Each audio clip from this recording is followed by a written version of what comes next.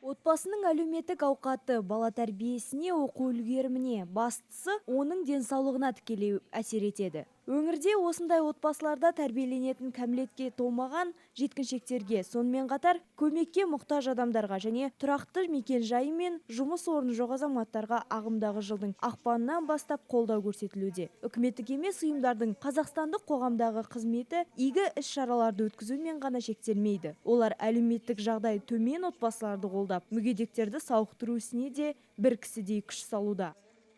Сегодня с вами в 24-й школе мы проводим семинар на тему работа с семьей, находящейся в трудной жизненной ситуации. Бүгінгі семинар үкіметтік емес ұйымдардың қызметкерлер бірлестігімен ұйымдастырылып отыр. Жиын барысында біз өмірдің қиын жағдайына тап болған жандарға қалай көмек көрсете алатынымызды талқыға саламыз. Біздің жобаға құқық қорғау қызметкерлерімен қатар психолог мамандар да атсалысуда. Жобаның басты мақсаты қиын жағдайға тап болған жалғыз басты аналарға немесе жағдайы төмен отбасыларға әлеуметтік, материалдық сонымен қатар моральдық көмек көрсету болып табылады. Бүгінгі семинар дөңгелек үстел форматында өтетін болады. Бұл жерде біз әріптестерімізбен осындай жандарға тағы да қандай көмек үшін көрсете алатынымызды анықтаймыз.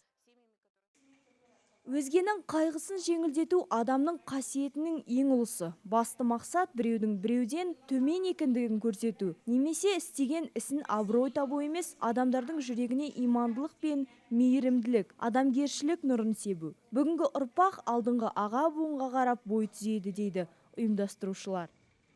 У нас с февраля месяца текущего года в городе реализуется государственный социальный проект. Ақпан айынан бастап Теміртау қаласында мемлекеттік тапсырыс бойынша жағдай төмен отбасыларға көмек көрсетілетін әлеуметтік жоба бастау алды.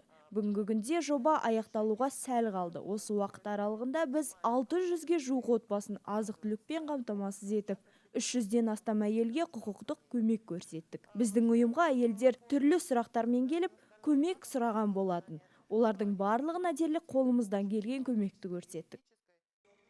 Жоба басталғалы жанашыр жандар 657 отбасын азық-түлік тауарлармен қамтып, 300-ден аса әйелге құқықтық көмек көрсетіп үлгерген. Бұл жай ғана қағаз жүзінде емес, іс жүзінде өз қызметін атқарып жатқанның басты дәлелі. Атап айтар болсақ, оларға материалдық, медициналық, тіпті психологиялық көмек те көрсетіледі. Кому-то было восстановлено удостоверение, кто-то...